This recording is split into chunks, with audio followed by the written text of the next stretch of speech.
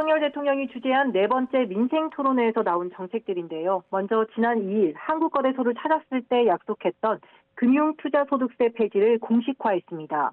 금융투자소득세는 주식으로 5천만 원 넘게 벌어들인 투자자에게 소득의 20%를 세금으로 물리는 제도인데요. 내년에 도입할 예정이었는데 백지화한 겁니다. 그런데도 증권거래세 인하 조치는 유지했습니다. 사실 증권거래세는 금융투자소득세 도입을 전제로 세율을 낮춰온 건데 전제가 없어졌는데도 인하 방침을 바꾸지 않은 겁니다.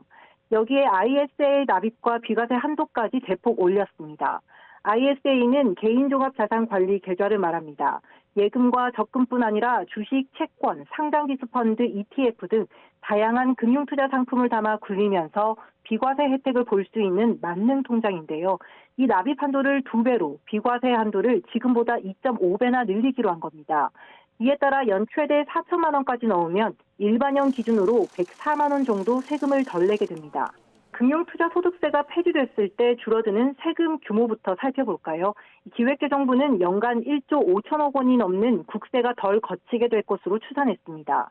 여기에 증권거래세 인하까지 더해지면 나라 국가는 더 쪼그라들게 되겠죠. 이 국회예산정책처는 정부 계획대로 내년까지 0.15% 수준으로 세율을 낮추면 지난해부터 오는 2027년까지 10조 원이 넘는 세입이 줄어들 것으로 내다봤습니다.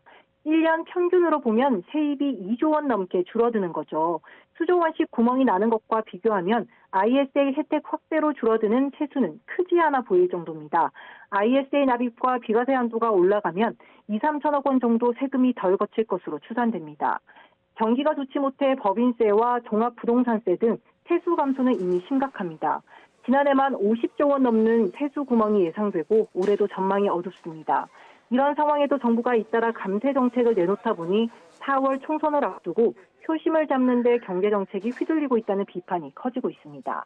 장기적으로 보면 세수가 늘어날 수 있도록 유인하는 정책을 내놨다는 게 정부의 공식 입장입니다. 정부는 세금을 낮춰 주식 투자 유인을 높이면 전체 거래액이 커져 세수도 늘어날 거라고 주장합니다. 주식 세제를 과감히 걷어내 코리아 디스카운트, 즉 한국 증시 저평가 문제를 해소하겠다는 건데요.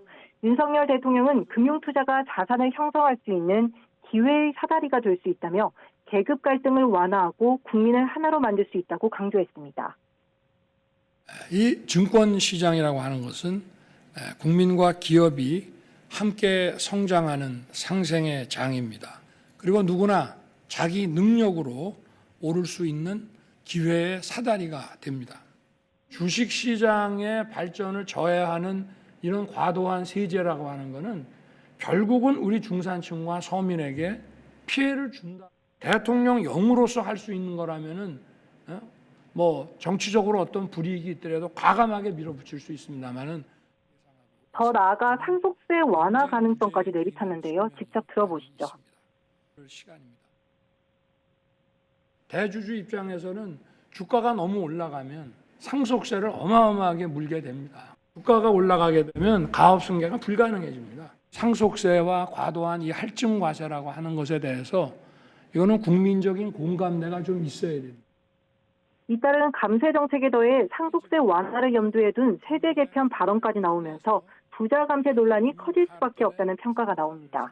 쉽지 않습니다. 금융투자소득세를 내년에 도입하기로 했던 건 여야가 합의했던 사항입니다. 이를 전제로 증권거래세를 인하하기로 했던 건데요. 정부가 일방적으로 여야 합의 사항을 파기하면서 정책 시행까지 어려움이 클 것으로 예상됩니다. 금융투자소득세를 폐지하려면 소득세법을 개정해야 하기 때문인데요. 정부는 이르면 이번 달 안에 개정안을 국회에 제출해 다음 달 통과를 목표로 추진하겠다는 방침입니다. 하지만 야당 반대의 국회 통과는 불투명합니다. 상속세 완화도 세법 개정이 필요한 데다 부자 감세 비판의 실현 가능성이 크지 않다는 게 전반적인 평가입니다. 정부도 이를 의식해 국민 뜻을 모아달라며 여론부터 살피는 분위기입니다. 정부가 감세 정책을 대거 내놓고 있지만 법 개정 사안이 많은 만큼 여소야대 국회에서 통과의 가능성은 크지 않습니다. 방송으로도 중계가 된 그런 내용들이기 때문에 윤 대통령의 이제 코리아 디스카운트에 대한 인식을 보면은 두 가지를 설명을 하셨어요. 가장 큰 원인이 두 가지가 있다고 본다. 하나는 경영진의 이런 선택과 경영 활동이 소액주주를 포함한 주주에게 제대로 환원이 안 되는 그런 문제. 네. 다른 하나는 이제 이 과도한 세제 문제를 얘기를 하면서 네. 그 중에 하나로 이제 상속세 문제를 거론했거든요. 네. 상속세 문제도 근데 물론 이거는 국민적인 공감대가 있어야 된다고 이제 전제를 하고 있습니다만 네. 이 문제는 어떻게 보고 계십니까? 네, 어쨌든 상속세를 가지고 코리아 디스카운트 문제의 어떤 배경으로서 설명한 부분에 대해서는 저도 좀 공부를 해봐야 될 것 같습니다. 예. 어떤 경우에서 이 상속세가 과도하게 측정될 경우 그것이 한국의 주식시장에 뭐 디스카운트를 만들 것인지 좀 경향성을 좀 살펴봐야 될 텐데. 그러니까 질의응답 과정에서 나온 건데요. 그렇죠. 그것이 이제 이 코리아 디스카운트를 설명하면서 그 맥락 하에서 네. 과도한 세제의 한 가지 사례로 이제 얘기를 한 것 같습니다. 그렇겠네요. 물론 이제 네. 이 부분에 대해서는 이제 찬반 여론이 있겠죠. 상당히 팽팽할 수 있는 문제이기 때문에 네. 좀 신중하게 접근하긴 해야 되겠죠. 네, 그렇습니다. 그러니까 코리아 디스카운트 문제를 야기하는 여러 가지 이유 중에 하나가 과도한 세제일 수 있다라는 부분에 대해서 설명을 하셨다면 네. 뭐 그런 부분도 일정 부분 작용할 수 있다고 생각합니다. 그러면 이제 정상화하는 세제 조치를 마련하는 건 맞겠다고 보고 있고요. 거기서 직접 상속세를 이제 사례로 들었다면 사례에 해당되는 것이지 과도한 과세의 문제로서 사례로 든 것이지 상속세가 코리아 디스카운트를 유도한 것이다라고 생각하기는 좀 거리가 있지 않을까 저는 판단하고 있습니다. 예.